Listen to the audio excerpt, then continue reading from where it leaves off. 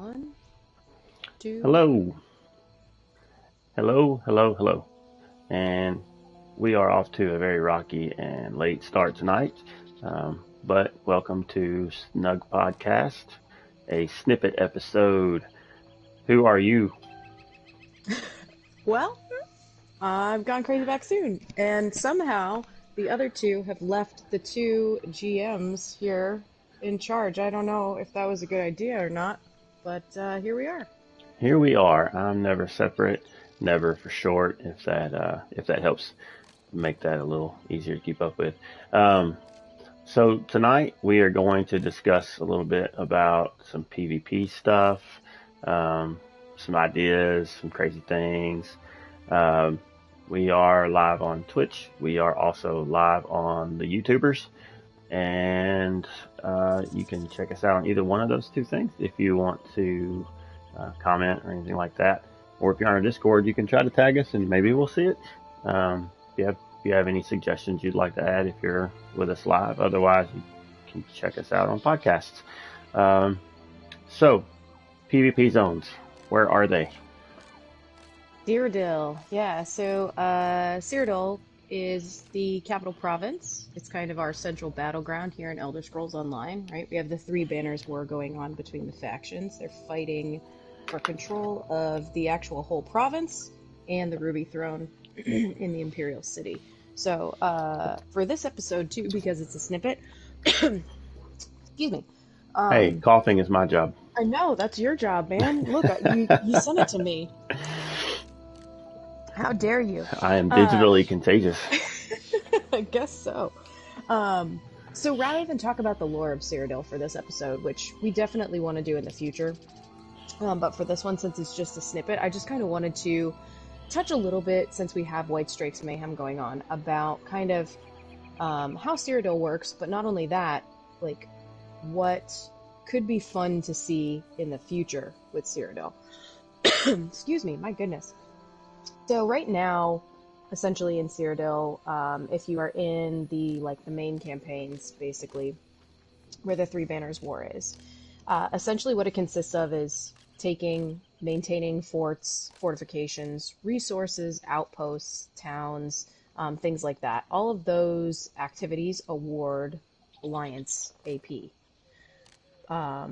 Within that, though, in Cyrodiil, because of the conflict that's going on, essentially the town and the citizens are neutral, but the Alliance, who holds control of whatever that town is or that resource, there'll be guards there then that patrol that area and then attack on site. Now, when it flips, obviously it changes those guards and all of that, but you still might have a few stragglers out and about. The other thing that's cool about Cyrodiil in Elder Scrolls Online is it's got a lot of PvE elements thrown into the PvP zone. Now, that's really, really cool, but that's also a lot for players who aren't big PvPers because they want to complete that PvE content, because it has things like the Dark Anchors, it's got the Delves, it has different Mundus Stones, lots of points of interest, it's got striking locales for armor, set stations, sky shards. It has all of that stuff still within Cyrodiil itself, because it has PvE style quests within the PvP zone. Yeah? Have you done any of those, by the way? Never? I have done a few of the town quests here and there. I think during the White Strike / Mid-Year Mayhem events, mostly. Outside of that, I have not spent very much time in Cyrodiil, other than on occasion when I've needed to come get the set crafting stations that are located in Cyrodiil. Yes, that's a thing too. There are set crafting stations for gear sets that, if you wanted to go craft those, you have to brave the wilderness to get to those, and hope you don't get slaughtered in the process. Which I dealt with trying to attune some crafting stations, and I was like, guys, just let me attune these things, and I will let you kill me as much as you want. And You they can laughed take at my me. IP, but just let me finish. But outside of that, I haven't done just a ton. I think I grouped up with some folks and ran through and captured keeps and stuff one time. It was pretty fun. But it's just not something I've done much of. Yeah, I think Cyrodiil has a really interesting balance of content, but unfortunately it feels unbalanced just because of the nature of the zone, I Right. guess. Which kind of sucks, but on the other hand, I kind of like it because it makes it a challenge, right? Right. The other thing about Cyrodiil is you can become the Emperor of Cyrodiil, which is a lot of pushes for that are going on right now during the White Strakes Mayhem event. So the way that you become Emperor is essentially you have to have the highest amount of AP, and then your particular faction has to control the entire inner ring of those 6 keeps that sit around the Imperial City. So that's Chowman, Allswell, Ash, Robeck, Alessia, and Blue Road Keep. Those are the ones that you have to have control over in order to be able to have that person who's sitting in that top spot become the Emperor. Now, in order to be dethroned, they would have to lose all 6 of those keeps. Just losing one of them, or 5 of them, or 2 of them will not dethrone the person, as far as I know. They can only become dethroned when all of them are lost, or if they basically like abdicate or whatever and give it to the person below them. Which does happen, and that is a little bit of a point of contention amongst people in Cyrodiil, and amongst some PvPers, but that's a whole other thing. The other thing is Cyrodiil is one of the only places in game, or other than a couple of those quests in the Aldmeri Dominion storyline, where you use siege weapons. So that's pretty cool. And you can set up siege and, feel like you're living out your medieval dreams by sieging a bunch of castles and keeps and all sorts of stuff. And you can, of course, do melee combat, right? Because once the wall's knocked down, then everybody runs in and it's just a bloodbath, or, you just see all sorts of colors on the ground, which is part of the reason why there is such a big challenge to Cyrodiil having lag and things like that. So that's all stuff that they're hoping and that they've mentioned they're going to address this coming year. So fingers crossed for that, right? Right. Yeah, I know a lot of people are getting fairly frustrated because they feel like they've been hearing, we're looking at it for quite some time. But that just, again, comes down to one of those things where I couldn't do it any faster. I have no clue. But we've talked before about a lot of the things that are changing with skills and a lot of the different math that takes place behind the scenes. And hopefully that's going to be kind of part of that process, and cleaning up code and things like that will help on the back end to just to make strain on servers a little less. And then beyond that, I don't know what they'd have to do. But yeah, certainly, I know that the PvP side of these games, it's a big community, and I think it's only fair that they want kind of their favorite content to work as much as we want our favorite content to work. Yeah, for sure. And it's so hard because I remember, I played the game not since beta or anything crazy like that, but I would say within the first year of it being on PlayStation and on console. And I remember how different Cyrodiil was then versus now. Like, I was terrified of Cyrodiil, to be honest, when it first came out. Absolutely terrified of it. And that was, we didn't have the mechanics that are in there now of like the gates being able to be destroyed or the bridges being able to be destroyed. I remember when that came out as an announcement, it was like, whoa, that's gonna be mind-blowing. And I feel like it was for the first little bit, but now I mean, yeah, I guess you log in on a map and see that a bridge has been blown out or something every once in a while, but not probably as often as I would expect, to be honest. So, I don't know how much of a difference that piece has made to Cyrodiil and to how people play, or players leaving and whatnot. But it definitely is different now than it was then, for better or for worse, I guess you could say. So, yeah. But the other thing that I kind of wanted to just, I know this is our snippet episode, right? So it's going to be a shorter episode. So I say we just dive In right theory. in. Unless there's anything else in theory, right? The two of us can talk a lot. But why don't we just dive in on to like the kind of crazy stuff that people talk about with Cyrodiil, and what could be changes or any feelings you have about it or whatnot. What do you think? Well, we talked about, you brought up the idea of separate instances or whatever for being able to get in and do PvE content without having to worry about the PvP stuff. Um, and I haven't spent much time, well, any time other than a handful of minutes in a trial playing this game, but um, Fallout 76. I think the way that game works, um, or maybe I'm getting it confused with Red Dead Online. But I think the way that game works is when someone attacks you, you have to engage back before it actually goes into full blown PvP. Like I think they can damage you, but not in large amounts at a time. So it gives you plenty of time to get away if you don't want to fight somebody. Like they can't just gank you like you can in this game, where in seconds you're just completely dead. Um, but I don't know if something like that where you have a little bit of flexibility and how you engage in combat would be an option, um, but that was just kind of one thought that I had, and I don't know that that's really the best way to approach that. I think that might make things feel kind of sluggish or slow or something if it went that way. But just again, because I remember hearing of a system similar to that, that was just an idea that popped in my head. Yeah, I'm a little torn on this one, to be honest, because I would consider myself primarily a PvEer, right? Hmm. Um, so for me, the allure of having a PvE version of Cyrodiil sounds pretty great, to Right. be honest.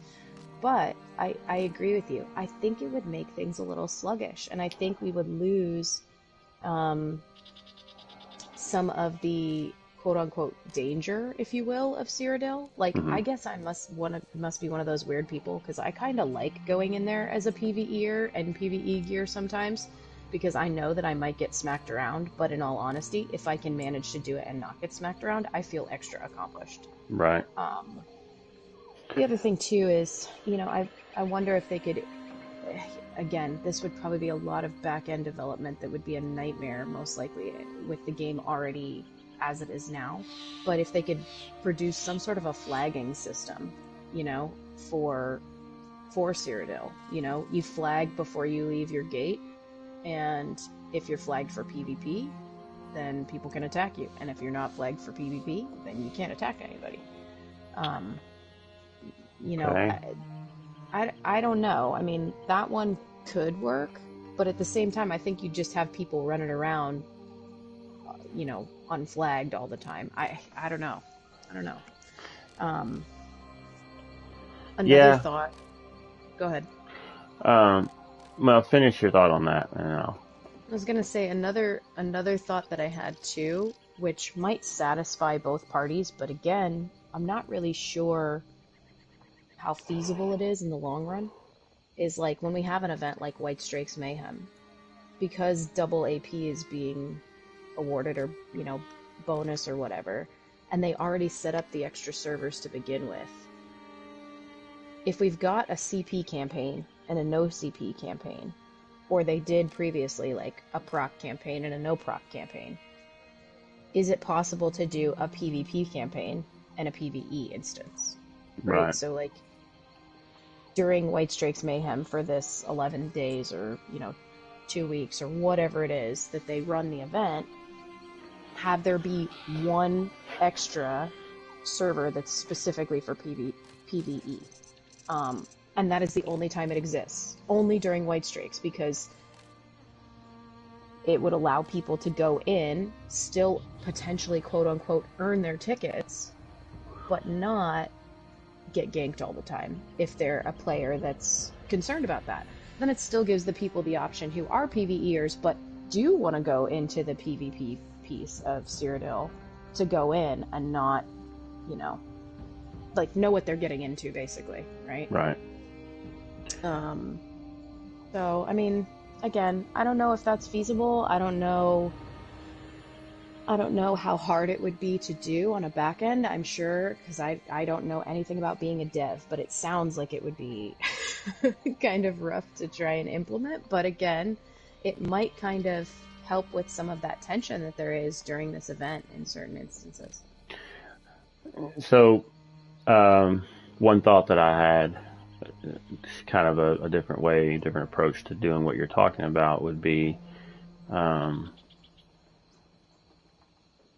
instead of having a separate campaign that was PvE only, just open up Cyrodiil to traveling directly to the zone without going through a campaign.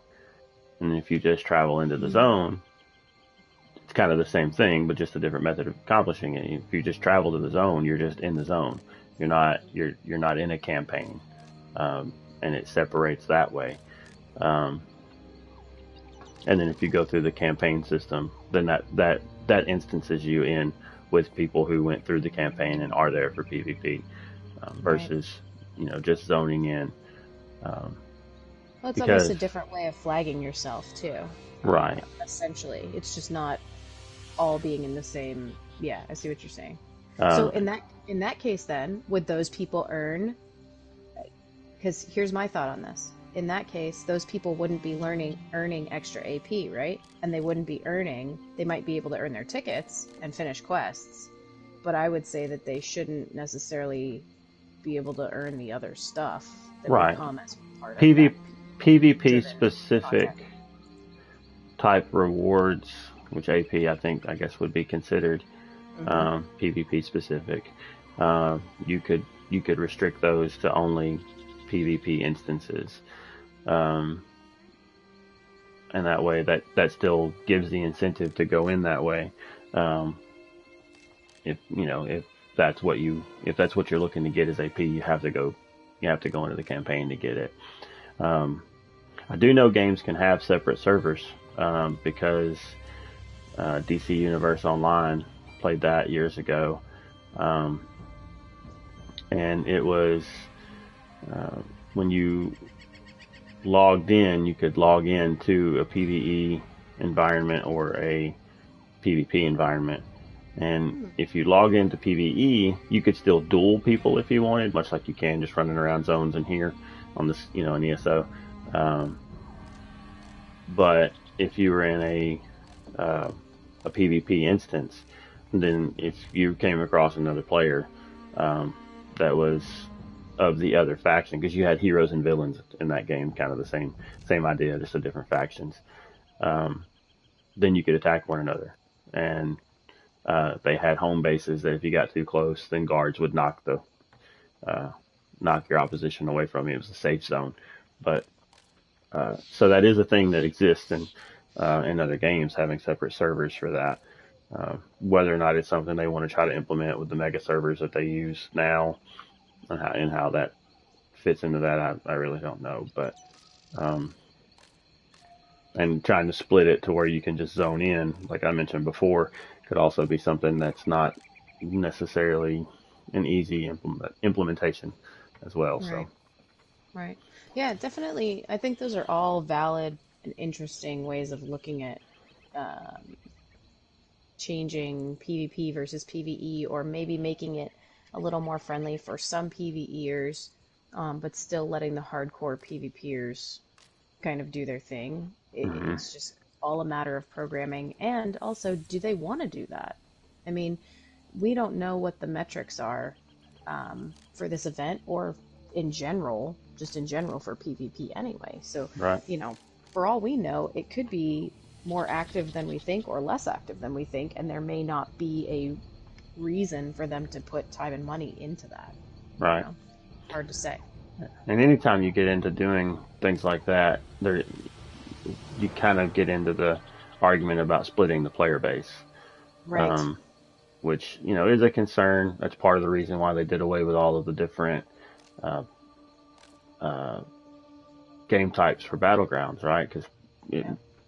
it was, instead of giving, and Destiny did this, has done this on and off, with its PvP game modes as well. When you have so many game modes and you have a couple that are favored versus others, people trying to play certain types of game modes that were less popular would have to wait for games to fill up. Um, Where if you just put it all into one queue, then you just get what you get. If you want to play Battlegrounds, you play Battlegrounds, and you get what you get, and then you deal with it. But you get in quicker. You don't have to wait as long because everybody's trying to get into the same thing, so it's not splitting it up so much. But on the flip side of that, if people are not going to go in there and deal with getting slaughtered by PvP players when they're just trying to accomplish quests, they're not there anyway, right? Yeah, true. To some extent. Now, some people will just risk it and just get mad and frustrated and deal with it. But some people may just, like, I don't generally go to Cyrodiil because I don't want to deal with it. And that's fine. I'm not faulting PvP players for killing me. I mean, that's what the zone's for.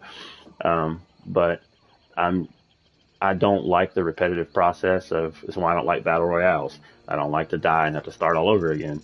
And Cyrodiil is a kind of a big map that I'm not familiar with. It takes me a while to work my way around.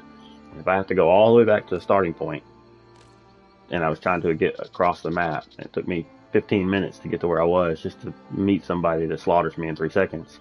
I got all the way back, spent 15 minutes getting back where I was. It's kind of I don't want to deal with that. Right. So the idea of being able to go into Cyrodiil and not have to worry about that might get me into Cyrodiil more. So I'm not there really much as it is. So by not having a split system, you're not, I'm not in there anyway.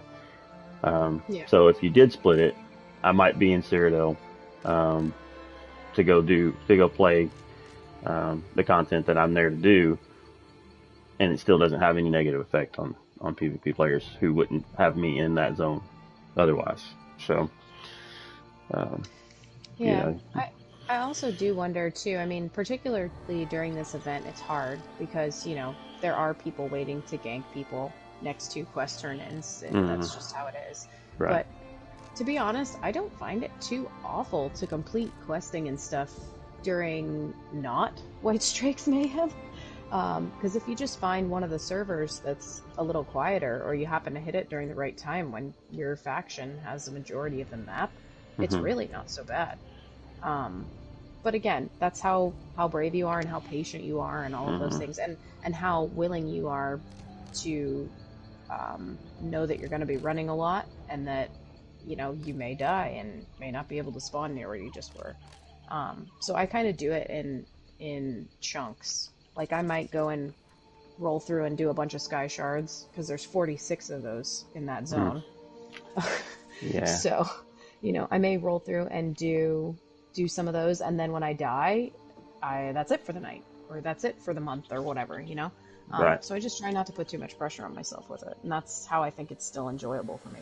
But anyway, yeah, so I think we've pretty much talked PvP versus PvE, unless you got anything else to add, right? I did, and I lost my train of thought. Oh, no. Well, if it comes back to you in the next few moments, go ahead and just chime in with it. Oh, I know what it was. Talking about death and having to get back across the map. One other idea would just be to address that instead of splitting everything up. Maybe have. I mean, they did add in the what do they call those things? There's the keep recall stones, but there's also camps. The keep recall stones, I think, because that's a fairly new addition, right? I think that came when they did like the bridges and gates and all that stuff. I don't know. I don't know my Cyrodiil history that great. Yeah, and when I say fairly new, I mean like in relation to how old the game is to now. Like it wasn't there in the beginning. It was something that within the last year or so, maybe two, was added. And you can earn those, and then you can use those to respawn closer. However that works, But maybe just if there was some way to just to pick a different spawn point, like spawn at a farm at or like random, pick a random locale in the north or a random locale in the south. Right. So that way it's not such a trek to get back to where you were, because if you're trying to go through enemy territory and enemy faction owns the majority of the map, like I said, it could take you a while to get all the way back across from one end to the other. Yeah. Especially if you're like me and you get lost on the wrong side of a mountain. You can't go. You have to go all the way back around to cross a bridge or whatever to get to the other side of. That You don't want happens to to me. you don't want to Mm-mm, slaughterfish yourself to death. mm-mm, no, but that does happen to me more often than it should. That I'm like, oh, I've been running this way for a while. Apparently, I'm gonna have to go all the way back because I missed a spot that I should have gone over a hill or something. Oh, Um, we know who's got that achievement then. mhm, yeah. The So that other was thing my thought. too, yeah, I like that. I think that would be interesting if you could respawn, like, what if you could respawn kind of near that inner ring, which could be treacherous actually if somebody's pushing for Emp, but Hmm. um, it might be better, if something like that happened, like you were talking about. That could be an interesting or cool way to deal with that problem too for people that are not looking to run all the way across the map. Yeah, I mean, and from the other player's perspective, then you don't have to wait as long on them to get back for you to kill them again, right? Yeah, that's true. That could be either a lot better for everyone or a lot more frustrating. Yeah, yeah. Either way, who knows? Who knows? Sounds good in theory. In practice, could be a whole different idea. Could be a nightmare, right? Um, Something else that has been talked about before because it was at one point data mined, but nothing's really come of it ever since. And I actually got a response on this because we tweeted out from our Twitter account earlier, what are some things that you'd like to see in Cyrodiil? Like we're talking Wall of Crazy, we're talking, what do you think would be cool? And Lotus of Doom over at Tales of Tamriel, another fellow console player, he was Woot saying woot. Lore Seekers for a while and stuff like that. Um, but he mentioned more Daedric artifacts because there's Volendrung, and boy, that thing hits like a truck when it's in the right hands. I followed somebody around with the hammer earlier, and it is fun to watch. Is that the one they added that like sucks your soul, and if you Yes. don't get kills, it'll start killing you? Yes. So Yeah. basically, if as long as you are killing enemy players, you can continue to wield it. But if you do not get to a keep fast enough, or you do not get enemy players quick enough, it will kill you. Um, and then when it drops, somebody else can pick it up, whether that's somebody else from your faction or an opposing faction. Um, but yeah, it's pretty crazy to watch somebody who knows what they're doing with that thing just go to town on the map. It's nuts. Um, but yeah, so Lotus and I think somebody else mentioned some new Daedric artifacts and how interesting it would be if we had those. But my question is, I think in Skyrim there were what, like 15 Daedric artifacts, I believe, if I remember correctly. Um, so I have a list of them just pulled up. Uh, they would have Azura Star, Dawnbreaker, the Ebony Blade, the Ebony Mail, the Mace of Molagbal, the Mask of Clavicus Vile, the Rune's Razor, the Ogma Infinium, Ring of Namira, the Sanguine Rose, which is actually one of the ones that was data mined at one point, the Savior's Hide, a Skeleton Key, a Skull of Corruption, Spellbreaker, Volendrung, which we currently have, and then a Wabbajack. Um, so I thought it was interesting when I clicked on the Sanguine Rose earlier when I was looking into this after it was mentioned. In Skyrim, it is a magical staff that allows you to conjure a Dremora Kin Marcher to fight for you for 60 seconds. So I was trying to think in PvP if they went with that exact same sort of mentality that they had in Skyrim. What would it do? Would it almost conjure like how Nightblades have a shade? Hmm. Would it be something like that, but just seriously overpowered? I don't know. Um, Hmm. that could be really, really interesting. And my other question is, how would it choose who to target? If you're in a situation where, um, like, you've got a whole Zerg in front of you and you use that thing, what is it gonna do? I don't know. Mm, I guess maybe that depends on what kind of attacks it has. Maybe it's AoE based, or maybe it just Hmm. attacks the target that you're attacking. Like a tab target situation, Hmm. that could be interesting. Yeah. Somebody So else go I ahead. think mentioned. Oh, sorry. I think somebody mentioned a bow as well. I don't have our Twitter open, but I think somebody mentioned some sort of a bow, which would be interesting too, to have. So the Daedra do not count as undead, correct? I'm right in that. They're not undead. They're Daedra. Yeah. They're their own thing. Hmm. Um, and I know this. I'm just processing out loud because I'm looking through. You mentioned Dawnbreaker, and that was one that I Hmm. remembered getting in in the in Skyrim, like you mentioned. Is Dawnbreaker in this in ESO? It's not, Uh, right? Dawnbreaker is a skill in ESO, so Oh, it the is an flawless ultimate. Dawn. Yeah, Yeah, it's an yeah, yeah, ultimate yeah. in the That's right. skill line. Yeah, And yeah, yeah. they have, if I remember correctly, they've done like the skin, like the sword style or whatever, I think, before. Um, the other thing too is, without being spoilery, if you've done any of the Somerset main quest line, um, or if you've done anything involving Darien, you can understand kind of a little bit more about how it might be tricky to work that one possibly into, Cyrodiil. But it is interesting because Flawless Dawnbreaker is a pretty decent skill to be used in PvP for certain builds. Hmm. Um, okay, so it was the Sangwin's. No, no, no. You said that. Ariel's bow was the Oh, one that that's was it. mentioned. Um,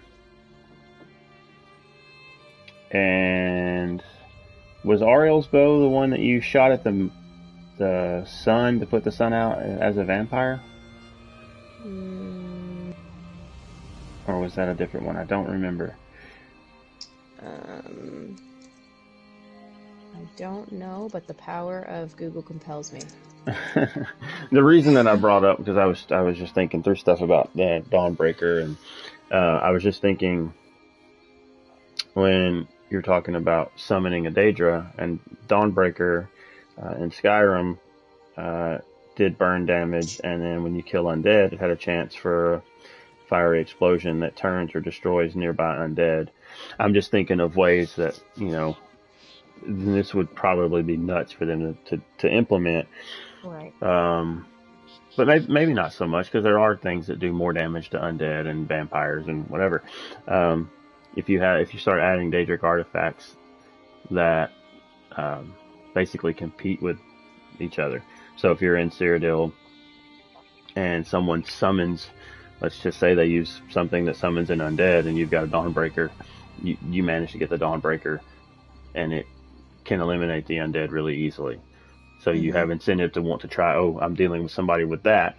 I need to figure out where that is and go get that. Um, it could make for some interesting kind of power struggles, um, choosing which artifact is effective based on what you're facing on the other team.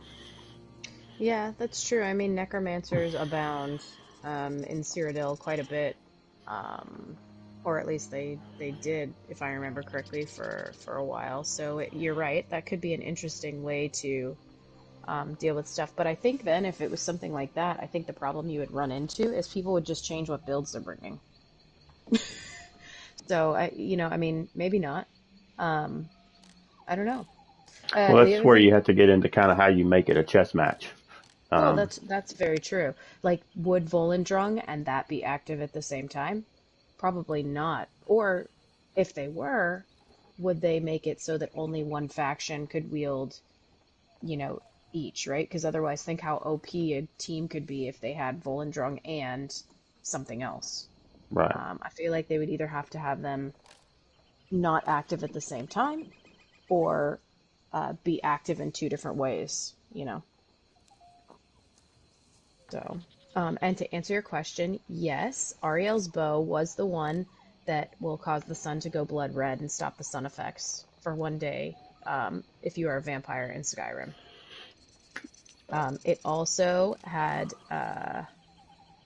the two different kinds of arrows. So it had the elven arrows that were the sun hallowed ones and the blood cursed ones. Okay. So let's just throw this out there as a suggestion because we're talking wild crazy anyway, right?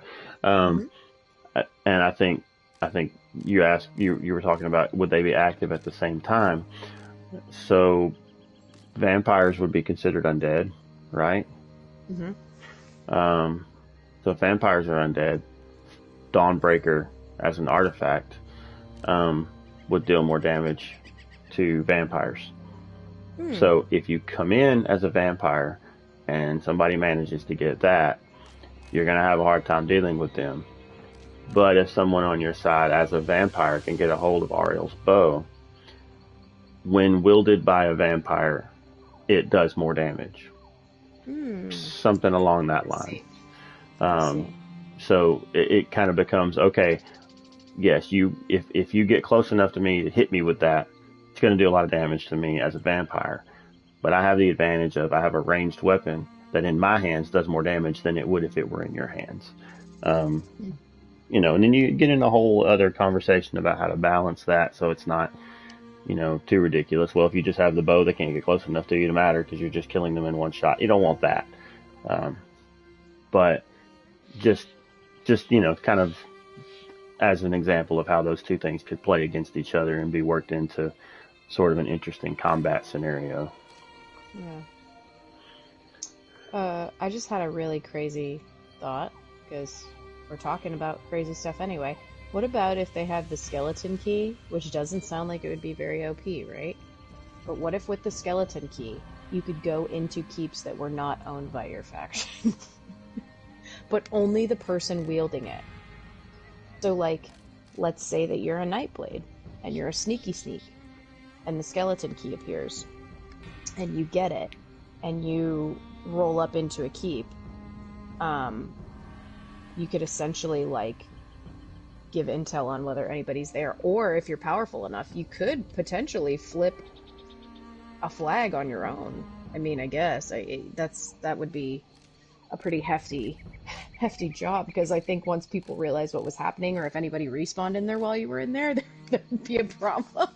Would there But be, would there, uh, does the skeleton key have anything else besides just being able to unlock? Like, does it give you any sort of specific advantage in combat? um, It, I mean, was that a Daedric artifact as well? The skeleton key? yeah, it was the Thieves Guild's completion quest in Skyrim. So Okay. it would be like an enchanted lockpick. It's completely unbreakable, but as far as I know, it didn't give you any other Okay. buff. All right. But So, that doesn't mean, I mean, we're in ESO, right? So we're before that. So they can do kind of whatever they want. right. Um, I mean, there's no real reason why a key would give you any combat advantage. I'm just thinking of, uh, well, s- the only thing I can think of is, like I said, it could potentially put you inside of a keep without having to siege it. right. So So, how does capturing, because again, I don't do a lot of serial content. How does capturing like the farms and stuff like that work? Do you just have to like, I've seen in some of the towns where you just stand on a flag. yeah, it's basically the same thing. So you just roll up into the farm, and you essentially have to flip the flag on the farm. So some groups will kill just the um, hostiles that are around the flag area, and then stand on it with a large group and wait for it to flip fast enough that they don't have to kill everybody in town. So does it flip Um, faster based on the number of people you have on it? yes. Skeleton key gives you times two. Oh, so there you go. Yeah. So You could that do that something like that. yeah. So just not times two for a whole group, but times two for you. So if you're by yourself, Right. you would be two people worth. Um, Yeah, or you could even do like, say that you're grouped, you and four people, something like that. So right. not a full 12-person group, Right. but a small buff too. Yeah. And it doesn't have to be 100%, even if it Hmm. was just 25% increase to your group speed or whatever. Yeah. But that would maybe incentivize a little bit more. Um, cool. Now I'm in here in this keep, but I'm by myself, and there's 12 people in here, and I'm dead instantly. It didn't matter. Right. But Unless but you're a it, bomber. yeah. But But yeah. if you have something like that where it's like, okay, I've got this, so if I can get in there, I can capture something faster than if I were just me by myself or whatever. So it gives you kind of a gameplay advantage. Well, and the thing about farms that I didn't mention earlier when we were talking about Cyrodiil and stuff like that is the resources that surround the keeps are important, right? Because Hmm. if you cut off the resources, then the keep gets cut off from the like the quote unquote fast travel system where you can move between keeps. You can move between keeps that you own as long as they're connected, but if you cut off the resources, then it disconnects that keep from you. Um, so that's how the map can get broken up, where you have, like, say, a castle up north that's owned by AD, but it doesn't have any of the resources around it, so it's not connected. Makes sense. Right. Um, so that could be interesting. Yeah, I don't know. That one's probably a little bit of a stretch, uh, but I just thought about it. It might be an interesting like sneak tactic piece, Hmm. you know. We could sit here and go through these all day. Real quick, I do want to just call out Crown SO in our chat did say the Wabbajack, but only if it turns people into chickens and sheep or cheese. Yes. Can you imagine if all of a sudden you were running around and the Wabbajack appears and you turn the entire opposing faction into sheep? Uh, I Right. feel like that would be a little weird because you wouldn't be able to figure out who's who, or you know, like would their combat skills go away? Would it just make everybody neutral? I don't know. That would be a little weird. Could be interesting, right? Hmm. Could Yeah. be If interesting. you can start turning people into chickens, and now I'm Yeah, trying to think. I'm trying to that think would because there is definitely some make performance better in Cyrodiil. game that. Oh, never mind. I know what it is. It's not a PvP game. Um, it's the new Wonderlands, um, part of the Borderlands series. Mm. You can. There's a caster class that can turn enemies into animals. Anyway, Huh. I was Interesting. thinking that that was an MMO, but it, it's not. So anyway, sorry, sidetrack. No, no, no, no, not at I'm all. being very lore friendly tonight. um, So Daedric artifacts, new ones, could be cool, depending on how they went with it. It's just, I don't know how they could make it so that it's not completely overpowered on one side or underpowered on the other would be the Right. biggest thing. Which I wonder if that's why they haven't done it. Like, I wonder how much Volendrung actually gets used. I feel like quite a bit, but I am curious, how what that would look like for them. Yeah. So if you're watching or listening to this later and you think that any of this stuff was a great idea, because it clearly was a great idea, we don't discuss anything that's not great ideas here. Um, Well, thanks, then Lotus. you need to tag Zos and maybe Rich and maybe Matt and who else? Um, who are Gina should yeah get it to people. yeah Gina, because she's the one that communicates all this stuff. So her and Jess, is that right? Yep. Um, so yeah, you need to share this episode, share the mess out of it, get it in front of as many people as you can, and then they're going to listen to this and they go, these two are geniuses, Or and they're they're idiots. no, they would never say that. Um, but Never. yeah, I mean, you never know. I mean, we have seen things that were requested that got implemented. So Hmm. these aren't requests per se, but I do think the idea um, of having one Daedric artifact be a counter to another, where both have some advantages, but you have to figure out how to use them.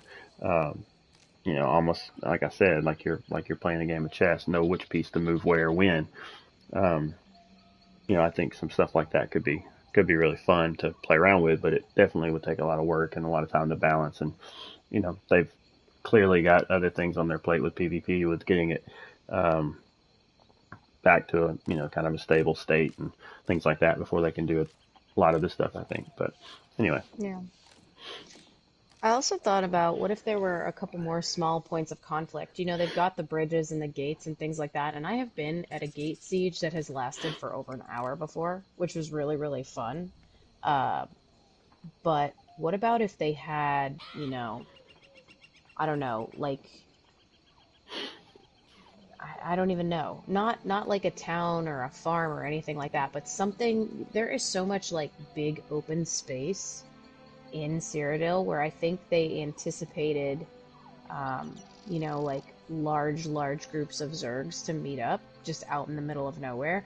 What if there was some sort of like an incentive or extra added AP for just setting up like huge siege wars out in the middle of a field somewhere? I don't even know how that would work or what the point would be in it, but just like some sort of a smaller point of conflict. Yeah. To bring big groups out or to bring groups out of the towns and the keeps, but just fun way to get AP and change it up a little bit. You could have roaming targets, intel, um, Yeah. things like that, where you've got whoever gets out and can capture an NPC that's roaming on down a road over on the east side of the map or something. Um, then they have intel that could help turn the tide of the war. However they want to fit that into the lore. Okay, so I have an idea tagging onto that, and it's one of the things that I had like put in our show notes for us that could kind of tie to this. So what about if it was some sort of like a world boss event, right? Because we Mm-hmm. already have the anchors, like the Right. dark anchors there, and part of the problem with Imperial City is it's overrun right now by Daedra. What if there was some sort of another type of event, like a big world boss or some giant titan or something ridiculous that also spawns randomly in Cyrodiil, and whoever gets it and takes it down basically gets some sort of a massive buff for X amount of time, right? Whether that's to sieging keeps or, you know, um, I don't know, flipping a flag faster, right? What you said Mm-hmm. earlier. Right. Something like that. Some sort of a massive buff that could tie into that world event, but it's like Volendrung. It's limited. So it doesn't Right. just hang out there all the time. If nobody picks it up or nobody kills it, that's it. It's gone for a while. Um, I think that could be kind of cool, and that might make some of those smaller points of conflict, because let's say that there's two factions and they're both running towards it and they run into each other before they get there. Some people might split off and keep going, but others might stop and, get crazy and start wailing on each other out in the middle of a field somewhere. I don't know. What about a mage, a wandering mage that gives you the ability to portal directly into another faction's keep? That would be nuts. You know, But like you one time, yeah, I you feel like it just would be like a one-time use. you go out, and uh, if you can kill the mage, and it would again could be a world boss kind of deal, but if you defeat the mage, then they open a portal which essentially acts like a way shrine or whatever. And it will let you go to any captured keep, by another faction, um, and then you can take it's there for you know 20 seconds or whatever, and however many of you are there, flood through that thing, and then you know imagine what that's like on the opposing keep when all of a sudden they hear and a portal opens up and suddenly 30 people are piling through it. Yeah. you Well, know this is interesting too. Again, in the chat right now, Anubis the Jackal says, "What about two teams fighting waves of enemies on two areas of the map? But after so many kills, a boss spawns. Whoever kills the boss would win that map. Two teams could then portal to the other side for a limited time to hinder the other side." yeah, for sure that could be um, Yeah, that would be an interesting thing too, or something very different. It's almost like the thought of like the portals now in Blackwood, kind of a weird Daedric sort of piece. But at the same time, I do understand them keeping those pieces separate, because Imperial City feels very Daedric heavy and very, you know, Daedric heavy. I don't know. There's no other way to say it. Whereas Cyrodiil feels a little bit more like actual siege warfare to me. hmm The feeling of the two is very different, which is kind of strange because one sits inside of the other. um, I also think, and I may be remembering this not correctly at all, because my brain sometimes doesn't remember stuff correctly like this. I feel like when Cyrodiil and Imperial City first came out, I don't think you could have access, because there was a time when I played this game, I'm pretty sure, where there was no Imperial City queue, or no like they weren't separate. Oh yes, Imperial yeah, you're Imperial right. City was inside, right? And Right, then the faction, you could not enter Imperial City unless your faction owned either a certain amount of keeps or the entire ring. I cannot remember which way it is. But there was a time where you could not even go into Imperial City. But that's why they split the two out, because they were seeing that nobody was going in there. Uh, so it made the feeling of the two PvP zones very different because of that. The original thought process was, whoever owned that portion of Cyrodiil was the one that essentially, from a lore friendly perspective, could enter the Imperial City to try and get the Ruby Throne. right. Um, and it doesn't work that way anymore, which I do like that you can port direct into Imperial City. I really do like that. But at the same time, that made it very different and kind of challenging, because it gave you an incentive to want to PvP for that reason. Because the only way that you could get that content was to do it that other way. Yeah, I feel like when I first when I first started trying to get the attunable stations from Imperial City, uh, it was before that change took place, and I that was one of the things that was frustrating, was trying to get to Imperial City, um, and get to the places that I could uh, get to the station locations to attune the ones in my house. Which, by the way, if you're a lore seeker on PlayStation NA, we do have quite a few set stations in our guild house, and we'll eventually get more. Um, but anyway, um, but yeah, I think I remember that being prior to that change. So yeah, you are right that they did used to be, um, the ability to go directly to Imperial City was added again semi relatively recently. Yeah, I think they did that once they gave Imperial City as a free piece, because it was like a Uh, DLC, or you know what I'm saying. There was yeah, I a, think you're right on that too. That a point that when that sounds right. when that went together. But again, some sort of an event outside of Imperial City that had some sort of a world boss feel, that offers some sort of a huge buff that gives Hmm. more people incentive to be in a different part of the map. I don't know. Maybe that would just make things really, really nutso. Um, but then again, maybe it wouldn't. Maybe it would change a little bit of the tactics for Cyrodiil and freshen it up a little bit. I'm not sure. Yeah, I definitely think those are some cool ideas. I also definitely don't think it's going to be anything we see anytime soon. But No, you me never either. know. I mean, they've kind of said that they're not planning to add anything to PvP right now because they don't want to make it any more unstable. Um, but who knows what they're working on, uh, kind of behind the scenes, or what's on their drawing board, so to speak, with with the different things that they're planning to try to bring whenever they feel comfortable with stability. Um, so, this game's got a lot left to go, I think, before it's done. So who knows what we'll see in the next few years. Yeah. Who knows? Who knows? It will definitely be cool to see if, once they get things more stable, they do decide to add anything. I sincerely hope they do, just for the PvPers. Hmm.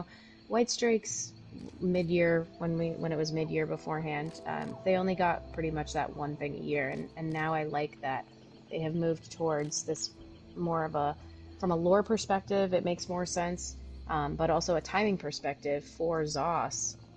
now that they can essentially have this White Strikes Mayhem more than once a year, because it does encourage people to get into PvP. I can tell you that there are, for sure, because I was one of them, people that were like, I'm not interested in doing PvP, or that's terrifying and I don't want to go in there. And then they get in there with a group, or they find a good social guild that also does PvP, and they get in there and kind of learn about it, because it is a tactics game. It is, and kind of learn how everything works. And I am by no means an expert at all. I just follow people around and listen and chat and all of that stuff. But you will learn a lot. And if you get a good group that's just having fun, there might be a little saltiness at times, but overall, if you find the right people, Cyrodiil can be really, really, really fun. Indeed. Cool. Hey, it's under an hour. It is under an hour. We did it. I mean, we only have 6 minutes technically, or 4 minutes, I think, until we would have been streaming for an hour, but we did it. Yeah, kind of short and sweet, and Yeah. hopefully it fills your ride to work or wherever it is you're going, or maybe ride to work and then finish up on the way home, that kind of thing. But something you don't have to commit 4 days of your life to finish listening to. Yeah. So if you have any feedback, or if you have anything interesting or different that we didn't talk about, or that you would like to mention to us for us to maybe consider talking about in a future episode when it comes to Cyrodiil or PvP or just Elder Scrolls Online in general, you can always find us on Twitter at A Snugpod Cast, and then you can of course always send us an email too. We have snugpodcast@gmail.com. And do you want to do the guild announcement? Yep. If you are on basically any platform, NA or EU, EU is a little quiet on the PlayStation and Xbox sides, I think. PC, I think's got a semi-active group there. But they're pretty active. They have great people over there. Okay. But if you are looking for a guild, you can head over to loreseekers.org. Yes, I was getting there.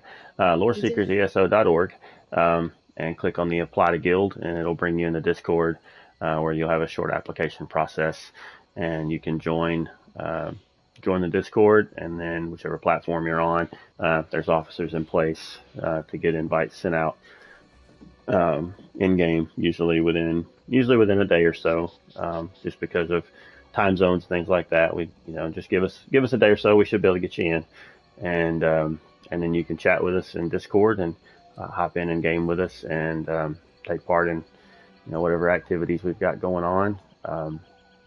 PC is definitely the more active side of things, but that's one of our intentions with doing this show is hopefully to build some excitement and kind of spread the name of our guild a little bit on console platforms as well, so people know that we're here. And but yeah, come join us and come hang out and get into some PvP with us, or some dungeons, and whatever content you like to do. We're trying to get more people from all over the spectrum, so we can have people to join up with in game. Yeah, and the other thing too is, if you are a current lore seeker, the Lore Seekers 4-year anniversary is coming up of the guild and the Discord and all of that. So if you're already in our Discord, you can take a look and go to the Moments channel that is on the Lore Seeker Discord. And if you want to leave a note there about anything awesome, that you've done with the guild, or any sort of memories from the podcast, things like that. Not our podcast, but the Lore Seekers podcast with Jibs and Cash over the years. You're more than welcome to leave them in there, because I think the guild is trying to put something together either for this 4th anniversary or potentially for the 5th anniversary, since that's kind of a big one coming up next year. So be sure to check out that channel too on the Discord. It's pretty fun to go in there and read, everybody's different experiences from all the different platforms, which is kind of fun. And also, one last thing to plug for us on console: if you are a current lore seeker on console and you have a great idea about an event to lead, or if you're interested in leading, some sort of events, whether that be trials, dungeon nights, overland days, anything like that, feel free to reach out to either Never Separate, myself, Gwen the Bard, or Sasquatch. 89, I think, is the right number on the end of his name in Discord. Um, but feel free to, or also Gandorf. Sorry, I forgot to mention him too. One of our other officers. But reach out to any of us or shoot us a message in the general chat, and we will talk with you about your ideas or anything that you're interested in helping out with. Yep. And same if you have any ideas for things to discuss on future episodes. Yep. Yeah, we're big believers in empowering people to do the things that they enjoy. Um, so if you've got some part of the game you really enjoy and would like to share that with somebody, um, then let's see what we can do to make that a regular thing. And we don't really have anybody that's super active on the RP side of things, if that's your thing, come share your passion. Find some folks that want to do that with you. Um, just whatever it might be. Also, back to our Twitter, if you've got you've got your own Snugpod and got some cool ideas with different things you've done to decorate that, tweet that over to us. And who knows, maybe we'll draw some inspiration from you. Very But cool. I think that's going to wrap up for us tonight. And Yeah. thanks for hanging out. If you're listening to audio, we appreciate that as well. And yeah, so we appreciate your support. Do all the things, and we'll see you next time. Yeah. Enjoy your time in Cyrodiil. Or maybe not. But either way, have fun. Have a good night. Bye. Bye.